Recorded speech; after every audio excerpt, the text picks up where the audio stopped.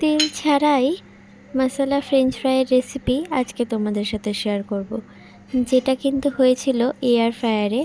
তো ওইটাই কিভাবে করতে হয় আর কতটা ক্রিস্পি হয় সেটাই তোমাদের সাথে শেয়ার করব। আলুটা দেখে বুঝতেই পারছো যে বাঙালি ভাষায় এটা ঝোলের মতো আলু কাটা হবে, ঠিক আছে। তারপরে এই আলুটাকে সেদ্ধ করে নিতে হবে, প্রায় 70% কিন্তু সেদ্ধ করতে হবে। তারপর একটা বাটির মধ্যে কতগুলো বরফ নিয়ে তার মধ্যে জল দিয়ে সেদ্ধ করা আলুগুলোকে এর মধ্যে দিয়ে দিতে হবে, দিয়ে কিন্তু একটুখানি ঠান্ডা করে নিতে হবে। তারপরে এবার মশলাটা রেডি করার পালা।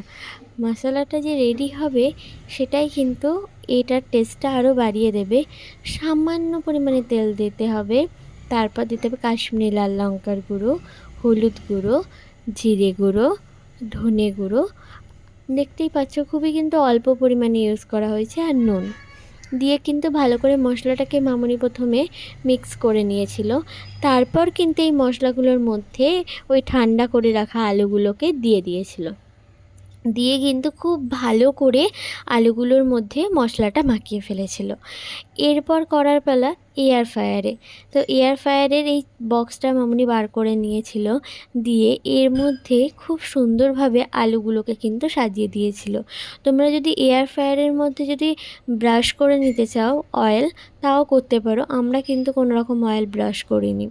তারপরে খুব সুন্দর সাজানো হয়ে গেলে এই এয়ার ফ্রায়ারটাকে লক করে দিয়েছিল মামুনি। তারপরে এবার টাইমারটা সেট করার পালা। আচ্ছা, টাইমারটার জন্য বলে রাখি, এইটা কিন্তু 200 ডিগ্রিতে হবে। দেখতেই পাচ্ছ আমাদের এয়ার ফ্রায়ারে ফ্রেঞ্চ ফ্রাইয়ের একটা অপশান আছে, তো ওইখানে ক্লিক করতেই আমাদের কিন্তু 200 ডিগ্রি দেখিয়ে দিয়েছিল। তারপরে এবার টাইমটা আমি নিজের মতো করে সেট করে নিয়েছিলাম। তো টাইমটা মোটামুটি রেখেছিলাম 10 মিনিটস। তো 10 মিনিটস রাখলেই আশা করছি হয়ে যায়, কারণ বেশিক্ষণ লাগলে আবার পুড়ে যাওয়ার সম্ভাবনা থাকে। তো তারপর 10 মিনিটের জন্য রেখে দিয়েছিলাম। 10 মিনিট এই যে শেষ হয়ে গেছে, এন্ড। তারপরে নামিয়ে নিলেই দেখবে যে কতটা ক্রিস্পি হয়েছিল। তোমাদের আশা করি আওয়াজটা শুনিয়ে বুঝতে পারছি যে কতটা ক্রিস্পি হয়েছিল। ঠিক এই রকমই ক্রিস্পি আর মুচমুচে হয়েছিল।